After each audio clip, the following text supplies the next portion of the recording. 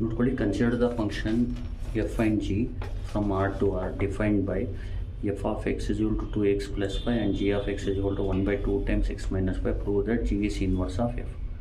ಅರ್ಥ ಆಗ್ತಿದೆಯಲ್ವಾ? ಇದನ್ನ ಯಾವ ಥರ ಮಾಡಬೇಕು ನೋಡ್ಕೊಳ್ಳಿ. ಈಗ ನೋಡಿ, ಫಸ್ಟ್ ಏನು ಮಾಡ್ಕೋಬೇಕು, ಎಫ್ ಆಫ್ ಎಕ್ಸ್ ಬರ್ಕೋಬಿಡಿ.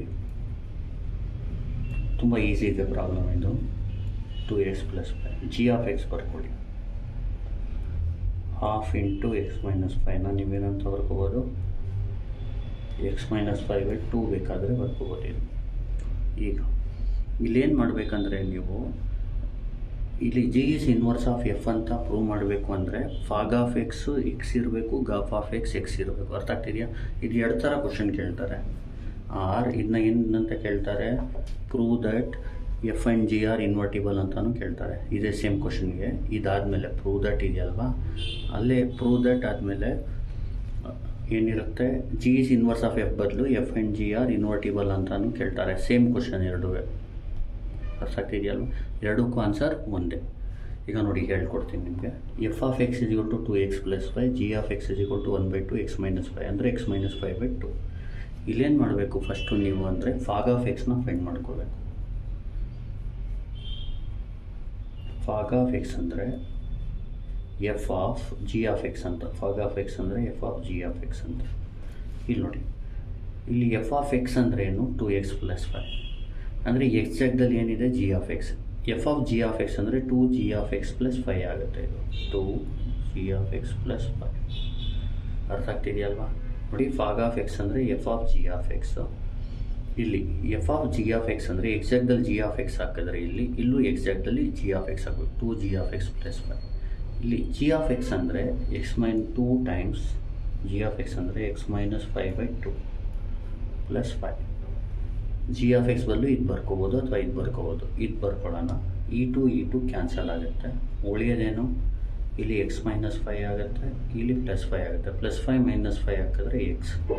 ಅರ್ಥ ಆಗ್ತಿದೆಯಲ್ವಾ? ಇಲ್ಲಿ ನೋಡಿ, ಗಾಫ್ ಆಫ್ ಎಕ್ಸ್ ಏನು ಬರ್ತಾ ಇದೆ, ಎಕ್ಸ್ ಬರ್ತಾ ಇದೆ. ಗೊತ್ತಾಗ್ತಿದೆಯಲ್ವಾ? ಈಗ ಫಾಗ್ ಆಫ್ ಎಕ್ಸ್ ಬಂದು ಎಕ್ಸ್ ಬರ್ತಾ ಇದೆ. ಅಂದರೆ ಅರ್ಥ ಏನಂದರೆ, ನೀವು ಎಕ್ಸ್ ಇನ್ಪುಟ್ ತೊಗೊಂಡ್ರೆ, ಎಕ್ಸ್ ಇನ್ಪುಟ್ ಹಾಕಿದ್ರೆ ಫಾಗ್ಗೆ ಅದು ಆನ್ಸರು ಎಕ್ಸ್. ಈಗ ಎಕ್ಸಾಂಪಲ್ 1 ಇರುತ್ತೆ ಅಂದ್ಕೊಳ್ಳಿ, 1ಗೆ ಆನ್ಸರ್ 1ನೇ ಬರುತ್ತೆ, 2ಗೆ ಆನ್ಸರ್ 2ನೇ, 3ಗೆ ಆನ್ಸರ್ 3ನೇ, 4ಗೆ ಆನ್ಸರ್ 4.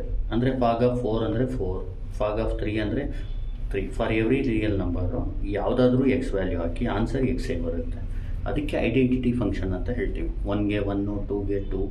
ಇಲ್ಲಿ ಐಡೆಂಟಿಟಿ ಫಂಕ್ಷನ್ ಯಾವಾಗ ಆಗುತ್ತೆ ಅಂದರೆ, ಇಲ್ಲಿ ಫಾಗ್ ಆಫ್ ಎಕ್ಸ್ಗೆ ಅಂದರೆ ಫಸ್ಟು ಜಿ ಆಫ್ ಎಕ್ಸ್ ಮಾಡಿ, ಜಿ ಆಫ್ ಎಕ್ಸ್ನ ಎಫ್ ಆಫ್ ಎಕ್ಸ್ ಮಾಡಿದಾಗ, ಅಂದರೆ f of g of x ಮಾಡಿದಾಗ ಆವಾಗ ನೀವು ಎಕ್ಸ್ ಏನು ಹಾಕಿರ್ತೀರೋ ಅದೇ ಆನ್ಸರ್ ಒಂದು ಬರುತ್ತೆ. ಗೊತ್ತಾಗ್ತಿದೆಯಲ್ವಾ? ಜಾಸ್ತಿ ತಲೆ ಕೆಡಿಸ್ಕೊಬೇಡಿ. ಫಾಗ್ ಆಫ್ ಎಕ್ಸ್ ಫೈಂಡ್ ಮಾಡಿ, ಅದು ಎಕ್ಸ್ ಬರುತ್ತೆ. ಗಾಫ್ ಆಫ್ ಎಕ್ಸ್ ಫೈಂಡ್ ಮಾಡಿ. ಇದು ಫಸ್ಟು ನೋಡಿ, ಜ್ಞಾಪಕ ಇಟ್ಕೊಳ್ಳಿ. ಜಿ ಆಫ್ ಎಕ್ಸ್ನ f of g of x ಮಾಡಿದ್ರೆ, ಇದು ಗಾಫ್ ಆಫ್ ಎಕ್ಸ್ನ ಅಂದರೆ ಏನು ಗೊತ್ತಾ, g of f of x. First f of x ಮಾಡಿ, ಆಮೇಲೆ g of f of x ಮಾಡೋದು. ಗೊತ್ತಾಗ್ತಿದೆಯಲ್ವಾ? ಅಂದರೆ ಜಿ ಆಫ್, ಜಾಸ್ತಿ ತಲೆ ಕೆಡಿಸ್ಕೊಬೇಡಿ. ಫಸ್ಟು ಫಾಗ್ ಆಫ್ ಎಕ್ಸ್ ಅಂದರೆ f of g of x. ಇಲ್ಲಿ f of g of X ಅಂದರೆ ಇಲ್ಲಿ ಎಕ್ಸ್ ಜಾಗದಲ್ಲಿ 2 ಅಂದರೆ ಎಕ್ಸ್ ಜಾಗದಲ್ಲಿ ಜಿ ಆಫ್ ಎಕ್ಸ್ ಹಾಕೋದು, 2g ಆಫ್ ಎಕ್ಸ್ + 5. ಆಮೇಲೆ ಜಿ ಆಫ್ ಎಕ್ಸ್ ಆನ್ಸರ್ ಹಾಕೋದು. ಇಲ್ಲಿ G of f of X ಅಂದರೆ ಇಲ್ಲಿ ನೋಡಿ, ಎಫ್ ಆಫ್ ಎಕ್ಸ್ ಅಂದರೆ ಜಿ ಆಫ್ ಎಕ್ಸ್ ಅಂದರೆ ಏನು, 1 ಅಂದರೆ x - 5/2 ಅಲ್ವಾ.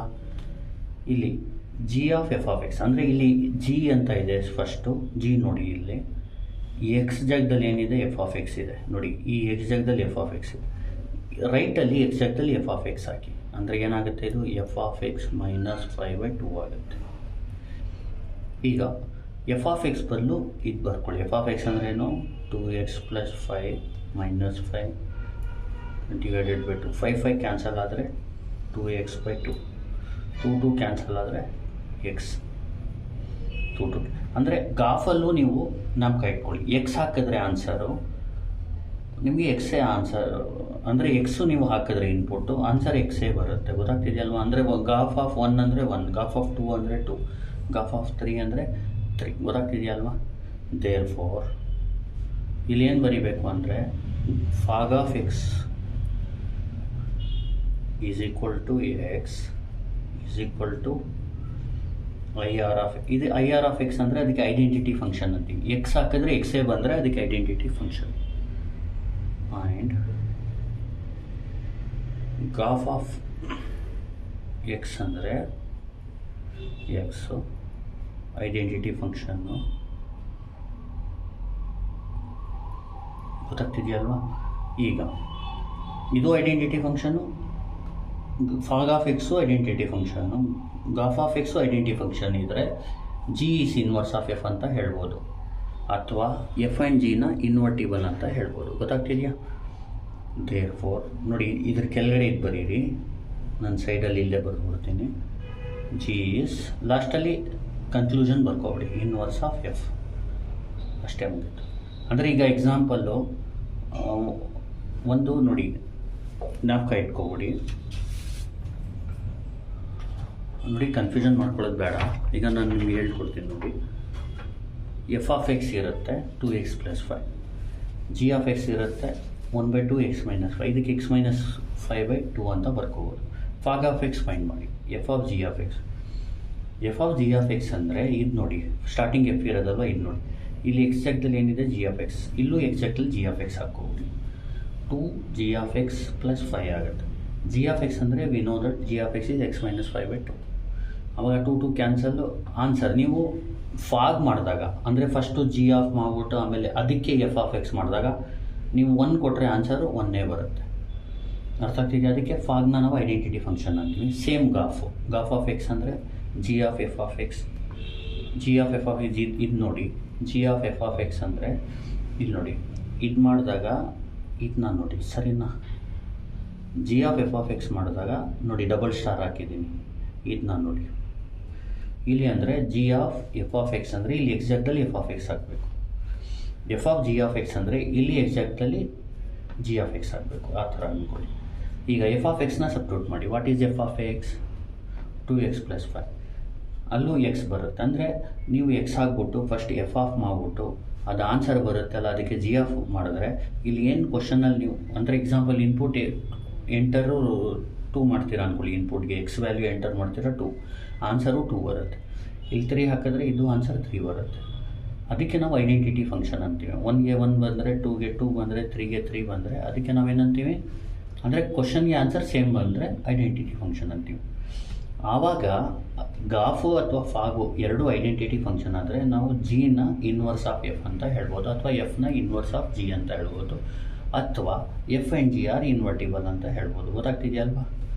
ಈಗ ಏನೇ ಕ್ವಶನ್ ಕೊಡಲಿ ಮೂರರಲ್ಲಿ, ನೀವು ಅದು ಫೈನಲ್ ಆನ್ಸರ್ ಬರ್ಬಿಡಿ. ದೇರ್ ಫೋರ್ ಇಲ್ಲೇನು ಕೇಳಿದ್ದಾರೆ, G is inverse of F, therefore G is inverse of F ಅಂತ ಬರ್ಬಿಡಿ.